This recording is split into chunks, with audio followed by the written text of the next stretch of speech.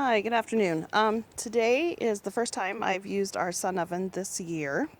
It is a very bright, cloudless day, and it's the summer and the weather's beautiful, so I've got this out.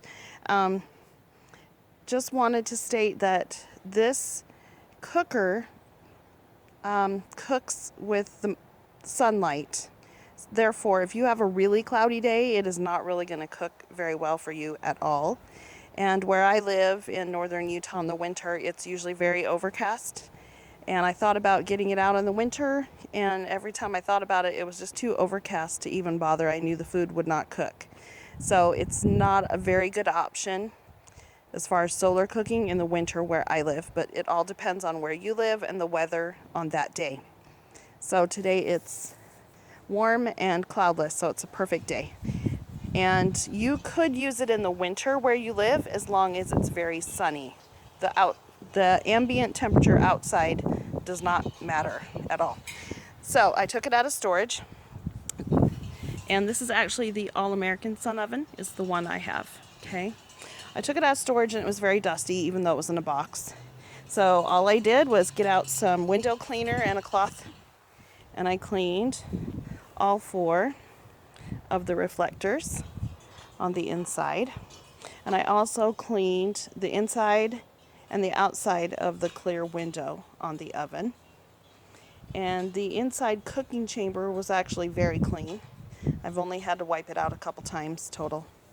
And then focus it to the sun, and it was ready to use today. So if you've never used one before, some of the other things that come in the box is you have an instruction manual, of course, great photos and step-by-step instructions inside. This does not have recipes, but they do have a website and a Facebook page full of recipes. And I believe when you buy one of these, you get a DVD that comes with it, or a computer disc with recipes and instructions also. I just couldn't find mine at the moment, but I'm pretty sure that came with it. Okay, as you can see, I already have food cooking, but my initial setup was get it out of the box, clean everything off so that it can reflect that sunlight at the strongest ability, and then focus it to the sun. And when you focus to the sun, you are trying to line up this top hole in this plastic piece with the bottom hole inside. And what you have to do is you have to stand behind it. I've done a video on this before. You stand on the back side, and you want the sunlight to go through the top hole and shine onto the bottom hole. And as you can see right now, it's not exactly focused anymore. You have to refocus this about every 30 minutes if possible. And so it's time for me to adjust it again. And you adjust it from the back. Okay, and there's my T-shaped leg that goes in there, and it adjusts in those holes. And then there's two little stakes that come with it to hold it down so it won't blow over in the wind. And it's very easy to do.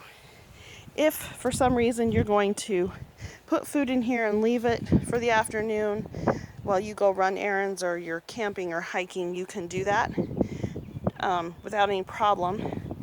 You're just going to guess where the sun will be about midway through the cooking cycle, and set it for that point.